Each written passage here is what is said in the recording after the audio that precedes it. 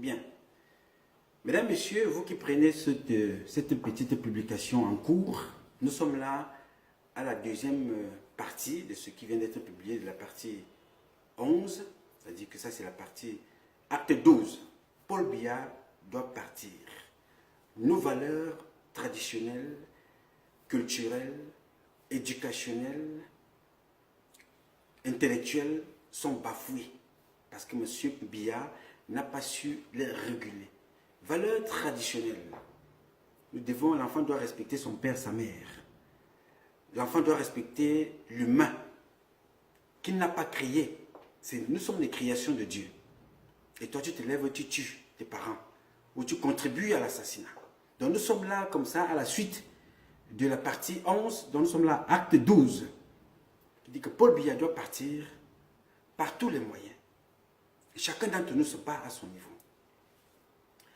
Donc, toutes celles de ceux qui ont participé à l'assassinat de Madame Meka, parce que quelqu'un m'a posé la question l'autre jour, Madame Meka, Maman Meka est-elle un membre de ta famille? Oui. Toutes les mamans au Cameroun sont mes mamans.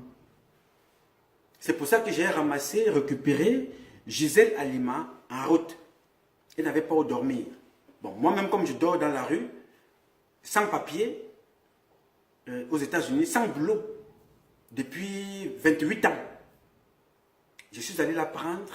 Je lui ai dit, maman, dormons ensemble en route. Parce qu'elle est un membre de ma famille. La première famille à laquelle nous appartenons tous, c'est la famille des humains. C'est pour ça que nous sommes trop méchants, parce qu'on pense toujours que l'autre, c'est l'autre. On ne se reconnaît pas, on ne s'identifie pas à l'autre. On pose la question, est-ce que Madame Meka est de ta famille? Qui est Willy? Est-ce qu'elle est de ta famille? Oui, ils font partie de ma famille. Comme Gisèle Halima, comme Maman Juliette et toi, comme Monique Komate, comme Gilles Tchenkam, comme Charles Atebe-Yene, comme Bibi Ngota, comme Jules Kumkum, comme Pius Ndiaou, comme vous toutes et vous tous. Vous faites partie de ma famille. Et c'est pour ça que je vais me battre pour chacun d'entre vous. Je le dis comme ça. Dans ce que je dis, vous dire là tout de suite, il y a un peu, ceux qui comprennent vont comprendre. Je suis plus âgé que Jésus. Il est mort à 33 ans. Moi, j'ai dépassé 40 ans. Dieu m'aime beaucoup. Matériellement, Jésus n'avait jamais porté une veste.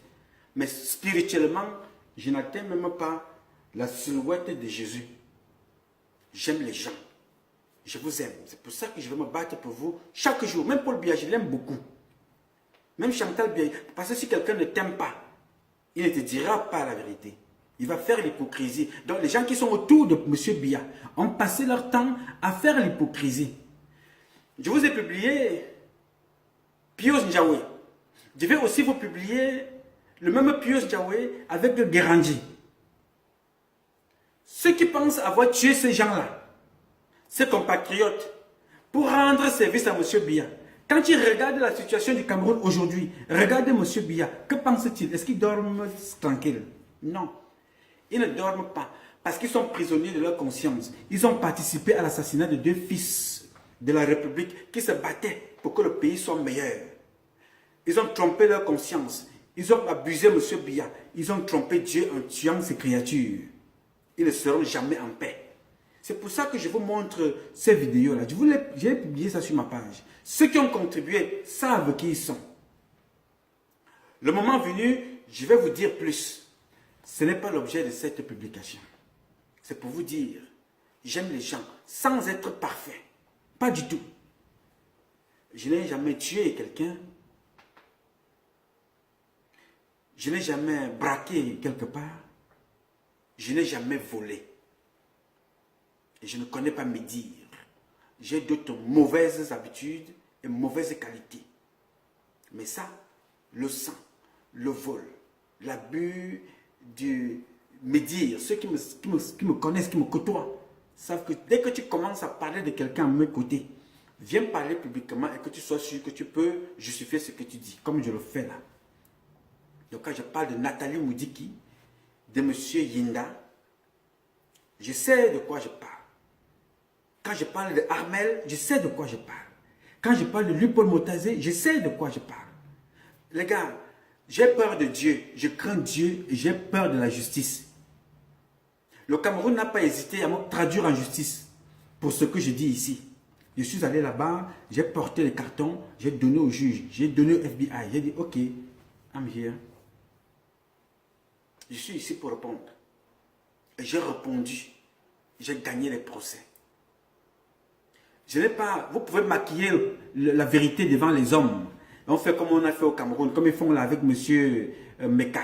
On raconte tout et n'importe quoi. Un monsieur qui a les sondes partout, il a tué sa femme. Elle n'a pas crié. On l'a tué comme... Je ne sais pas. On dit tout. La justice va... Les juges, les Georges Meka, un autre juge corrompu, vont dire ce qu'ils vont dire. Devant vous. Ils vont gagner. Mais devant Dieu, Dieu va agir comme il a agi avec Fou Manakam, qui a fait tuer Emmanuel Moussa. 2 mois après, il était lui-même mort. Dieu va agir comme il a agi avec celui qu'on appelle Alem Bengoro, que j'ai combattu depuis 20 ans. M'a menacé de mort par tous les moyens. Envoyé beaucoup d'entre vous, m'ont menacé même. Dieu a agi. Il est en prison. Milliardaire en prison avec sa femme. Et peut-être même un jour avec des enfants.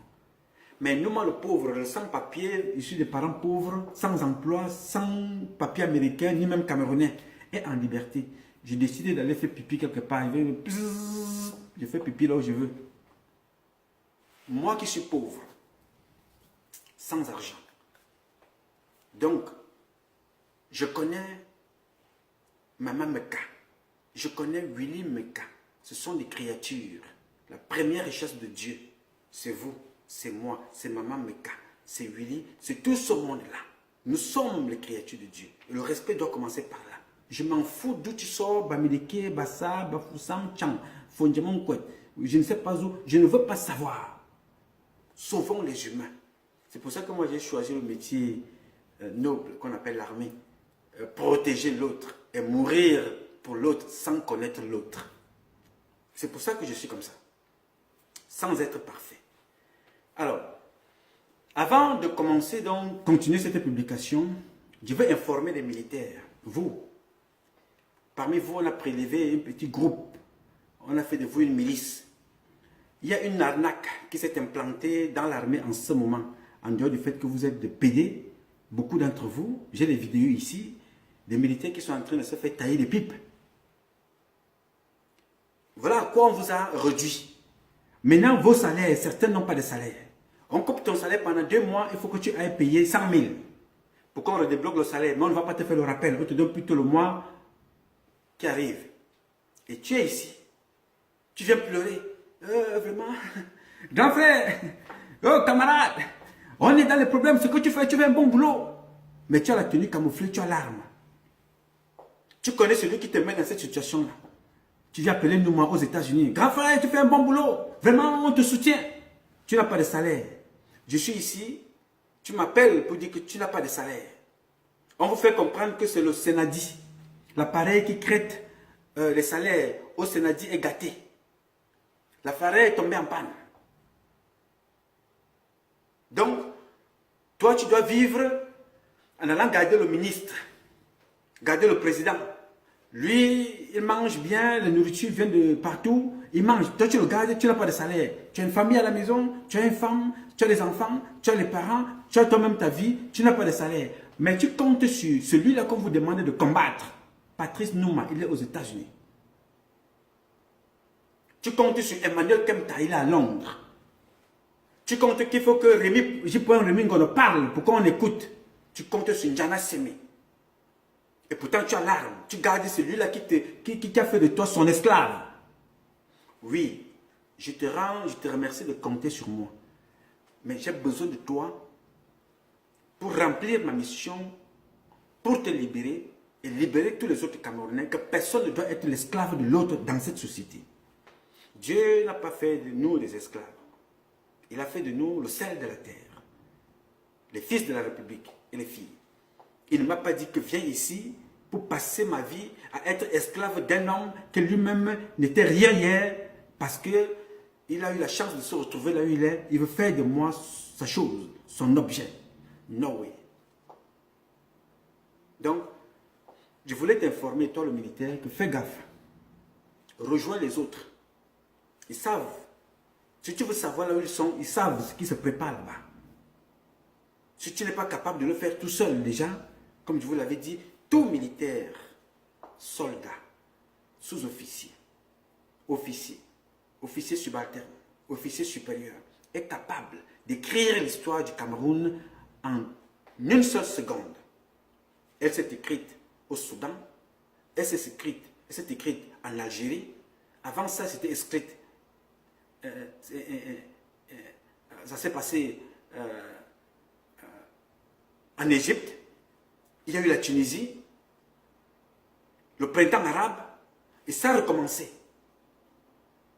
Il faut que tu écrives ton histoire. Si tu ne peux pas la faire seul, si tu ne peux pas écrire cette histoire tout seul, va rejoindre donc le groupe, tu connais là où il se trouve, pour que vous vous préparez. Parce que nous sommes en route.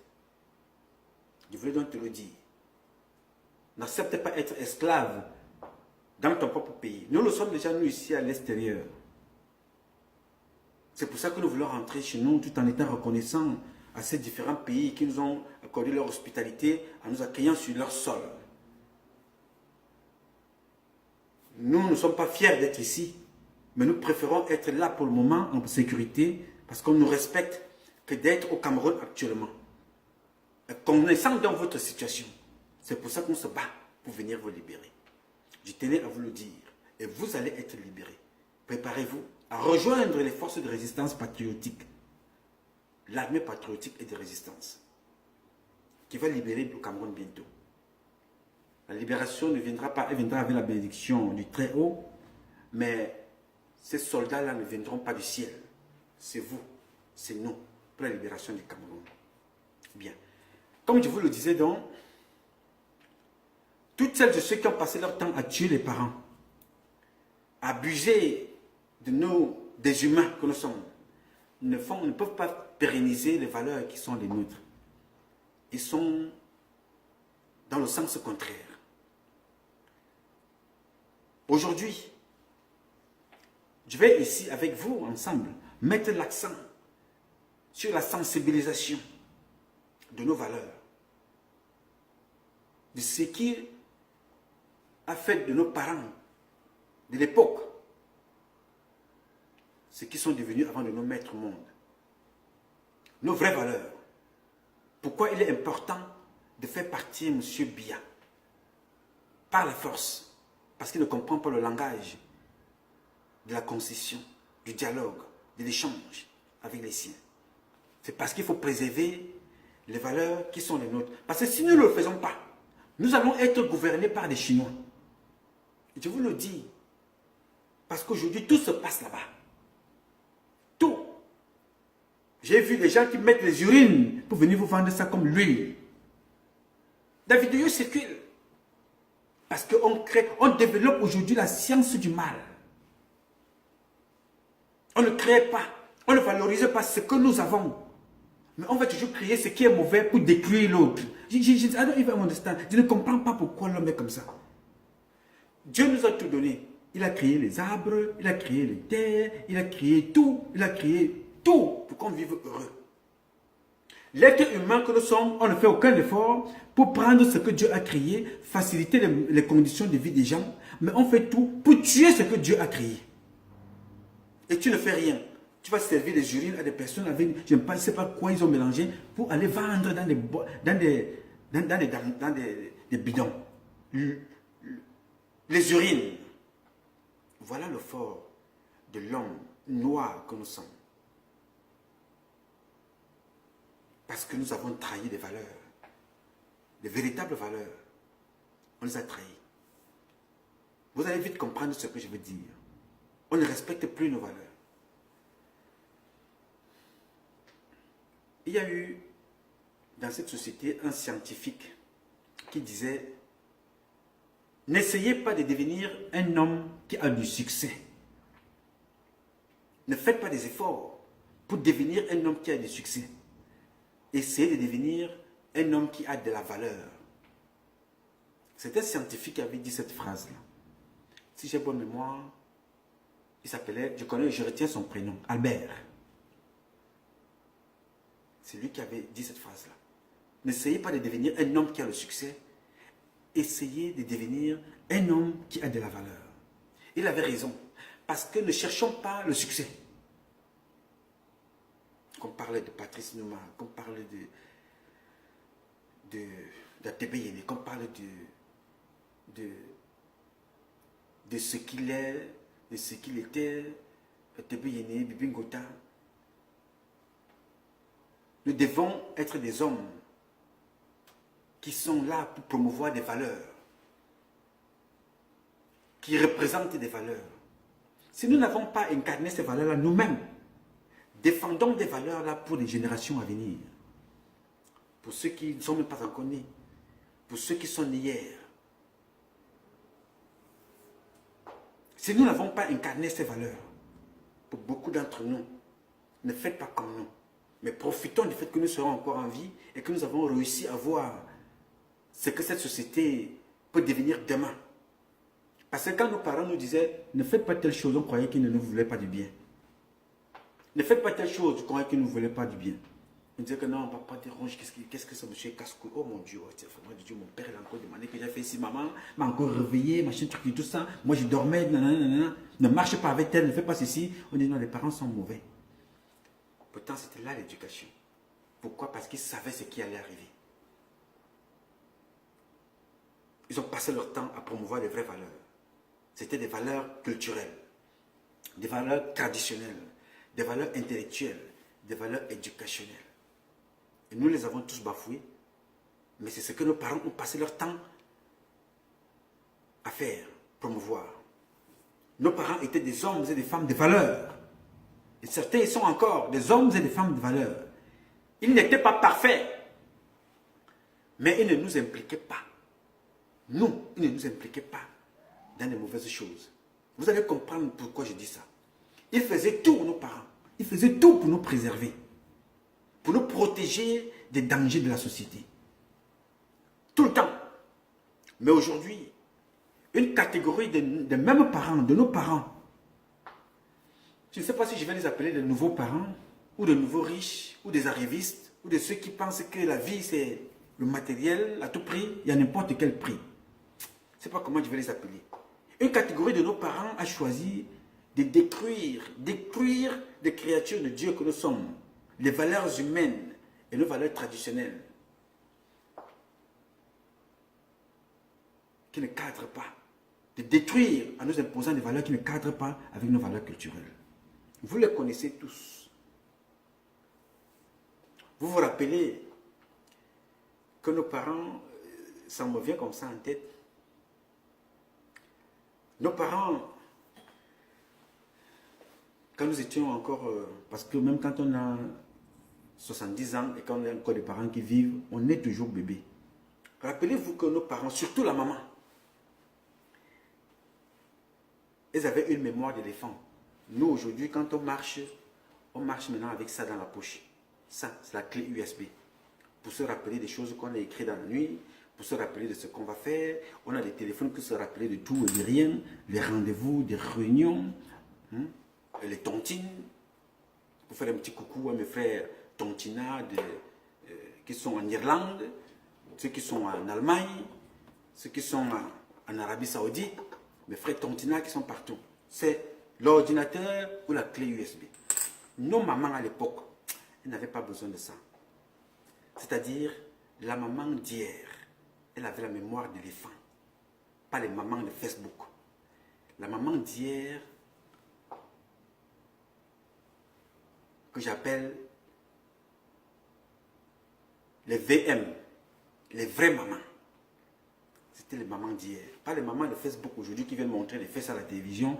La maman d'hier disait à sa fille, prends le seau, prends la serviette et le gant, suis-moi aux toilettes, à la salle de bain. Elle te montre comment ça se passe. Maintenant, aujourd'hui, les mamans de Facebook, oh, vous voulez voir? Voilà comment une femme doit sentir bon. Voilà, elle doit prendre le savon, elle doit prendre le seau, elle doit faire ceci. Elle vient les quatre des fesses à la télévision. Elle croit qu'elle a trop fait. Où elle se découvre femme, où elle se découvre cette propriété, où elle se découvre cette éducation de toilettage ou de propriété. Je ne sais pas trop ce qu'elle veut montrer, les mamans de Facebook. elles ne vont jamais atteindre les VM. On dirait même les VMH. Les véritables mamans d'hier. Elles ne sont pas comme les mamans de Facebook. Alors, je reviens parce que les mamans de Facebook font tout avec leurs enfants à côté. Hein. Ce que je vous dis là, les directs des enfants sont là. Elles racontent toute leur vie, les enfants sont là. Mais les mamans d'hier, parce que je vais vous ramener à quelque chose de sérieux dans cette publication. Les mamans d'hier, les VMH, les véritables mamans d'hier, elles avaient des mémoires d'éléphant. Quand sa fille ou son fils rentre de l'école, je vous assure, écoutez bien ce que je vous dis. Quand tu rentres de l'école, tu trouves ta maman en train de laver, elle fait ce truc-là, ou elle est en train de faire des travaux à la maison. Elle jette un coup d'œil, juste un coup d'œil, hein. Ça dure même pas 10 secondes. Un coup d'œil, cling, clang, elle revient. Elle a déjà balayé ton corps. Tout ce que tu portais quand tu es parti, tout ce que tu es parti avec, elle connaît. Donc, d'un coup d'œil rapide, elle a déjà fait le tour de ton corps. Ton habillement, ta tenue. Malheur à toi, si tu portes une tennis, un chapeau, un bracelet, quelque chose qu'elle n'a pas acheté, d'un coup d'œil, elle connaît. Tu lui diras, qui t'a donné ça? D'où tu as pris ce vêtement? Pourquoi tu as prêté le vêtement d'autrui? Qui t'a donné de l'argent? Où est-ce que tu l'as acheté? Qui t'a donné cet argent-là? Pourquoi la personne t'a donné cet argent? Tu dois parler. Tu dois raconter. Sans te gifler, c'est la gifle que tu veux voir. Et les voisins doivent être au courant que tu as été bastonné, que tu as ramené un truc qu'elle n'a pas acheté dans la maison.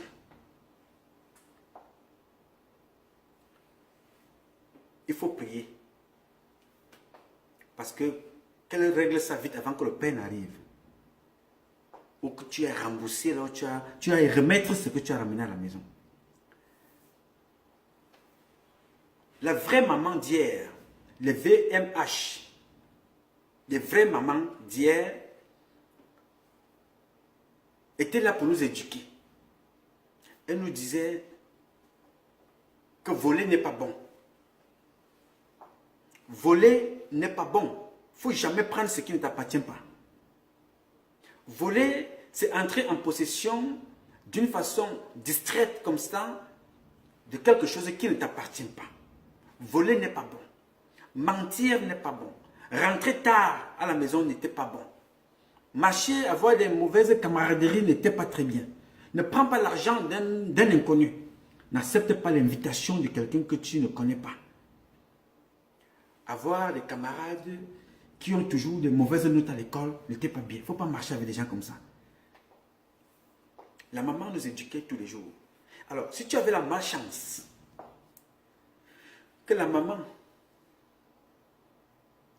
entre dans ta chambre pour une visite inopinée, se promène dans ta chambre, retrouve des choses qu'elle ne connaît pas, elle va les mettre de côté, et regarde sous le lit, retrouve que parfois, beaucoup d'entre vous ne voulaient pas laver leurs caleçons. Ne voulaient pas laver les caleçons. Dès qu'il enlève le caleçon, il jette sous le lit. C'est là-bas. Le jour où elle trouve ça, tu lui diras ce qui avait,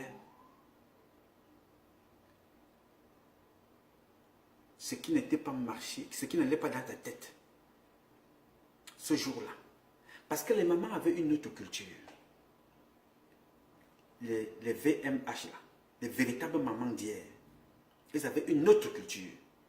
C'est-à-dire, elles te font comprendre que quand tu vas sortir de la maison, il faut que tu sois propre. Du pied, du caleçon jusqu'à ta tenue.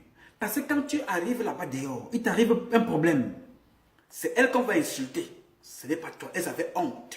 Elles ne voulaient pas que leur image soit salie par le comportement des enfants que nous étions à l'époque. Aujourd'hui, ce n'est pas ça. Les mamans d'aujourd'hui, c'est sur Internet qu'elles viennent montrer comment il faut faire l'amour. C'est comme ça qu'elles découvrent. C'est à la télévision qui montre comment il faut laver les fesses. C'est comme ça qu'elles découvrent. Et je vous avoue que les filles qui font ça, c'est les filles qui sont même les premières filles très sales. Parce qu'elle découvre qu'une femme doit se laver. Qu'est-ce qui vous reste encore de respect si vous ne pouvez pas faire certaines choses à l'intimité? Vous êtes plus femme que vos mamans, vous êtes plus femme que celles qui ne le font pas à la télévision. Vous êtes même des filles très sales quand vous le faites. Vous perdez même l'envie même d'être dragué, même d'être même regardé. Parce que vous venez montrer la propriété sur un écran de télévision sur Facebook, mais quand on arrive chez vous, on trouve la saleté, les assiettes qui puent, les souris qui sautent partout, les cafards partout, vos habits sont partout, ça traîne. Vous venez montrer que vous êtes propre avec des talons, les choroko. Vous marchez avec les sushis qu'on appelle les choroko. Vous marchez comme ça. Les mamans d'hier, c'est des merveilles. On ne leur dirait jamais assez merci pour ce qu'elles ont fait pour nous. Si je vous dis tout ça, c'est parce que je vais vous ramener quelque part. Parce qu'aux yeux de nos mamans d'hier, les VMH, les véritables mamans d'hier, rien d'autre n'avait de valeur à leurs yeux que notre éducation. L'école, la politesse, le respect, les valeurs humaines. Tout le reste, même la guitare, là, t'as dit que les mamans, elles dansent la musique, hein. Elles dansent. Mais quand tu disais à maman que je m'avais fait le cours de musique, elle casse la guitare. Tu veux jouer au football, c'est le truc des bandits. Pour elle, il fallait aller à l'école pour rentrer dans l'élite. Il fallait voir comment la maman est contente. Quand tu réussis le CPE, tu as dit qu'elle voit sa copine en route. Bonjour, Anata. Mais tu sais, ton fils a réussi le CPE. Hein? Oui, ton fils a réussi le bac. Il avait une très bonne moyenne. Papa Jean, ta fille, elle a passé le doctorat. Hein? Vraiment, je suis très contente. Ton fils, il a fini son école de médecine. Je dis que tout le monde qu'elle rencontre en route, il faut qu'elle raconte cette histoire. Que son fils a eu un diplôme. Et c'est une fierté pour elle. Parce qu'elle s'est donnée, elle, l'éducation, l'accompagnement, elle vend pour que tu réussisses à l'école. Elle a tout donné pour que tu réussisses. Oui, c'était ça leur priorité. Ils avaient le souci. C'était une concurrence, ça être dans la concurrence au quartier. Il faut que tu réussisses comme l'enfant de l'autre, même si elle ne le dit pas. Mais tu dis à la maison que, mais attention, mais c'est quoi cette tenue-là? C'est quoi ce comportement-là? Même quand tu as la moyenne, le père te dit toujours que c'est bien. Tu es sorti parmi les 5 premiers. La moyenne, c'est une très bonne moyenne. Un jour, hein? Mais moi, je serais content quand tu serais premier. Hein? Et le jour où tu es même premier, avec une moyenne de 19, whatever. Le père te dit, je suis content.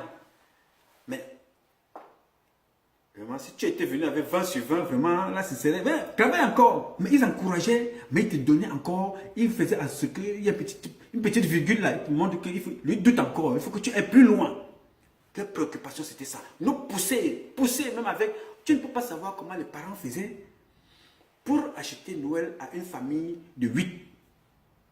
Manger, jouer, habillement, cadeaux pour tout le monde. Et vous êtes dans une maison où vous avez aussi d'autres cousins qui sont arrivés. Nos parents n'étaient pas des pédés.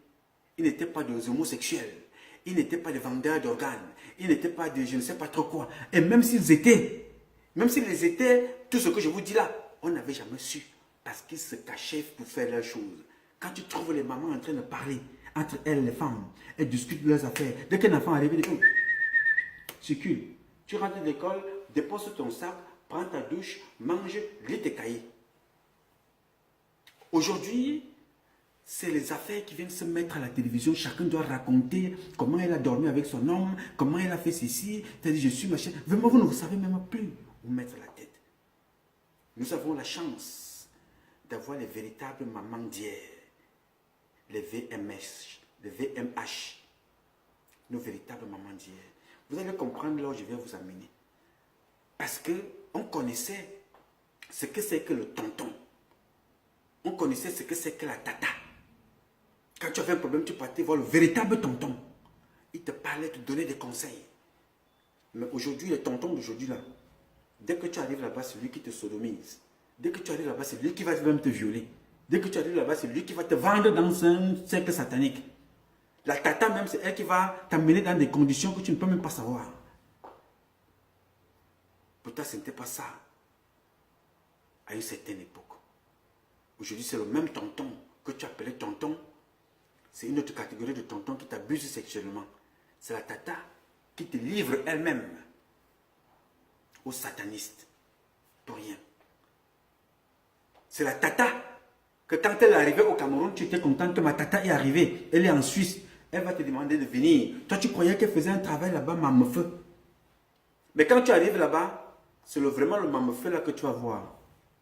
Tu vas aller vendre, ta première culture, c'est dans les camions. Tu dois travailler l'argent qu'elle a payé, le billet d'avion pour toi avec. Il faut aller vendre les fesses en Suisse à l'université de la Sorbonne suisse. Bogorwos, mamefeu, c'est là-bas. Voilà les tatas que nous avons. Voilà les cousines que nous avons. Elle se bat pour te faire venir, tu crois que c'est pour t'aider. C'est pour que tu fasses la prostitution. Les valeurs ont disparu. On n'a plus de valeurs. Nous perdons nos valeurs, on ne respecte plus personne.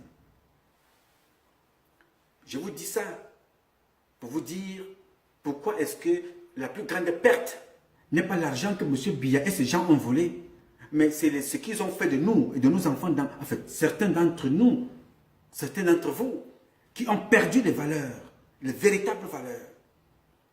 Il faut tuer pour évoluer. Il faut devenir homosexuel pour évoluer. Il faut mépriser pour évoluer. Il faut médire pour évoluer. Il faut vendre son frère pour évoluer. Comme ça s'est passé à Paris hier.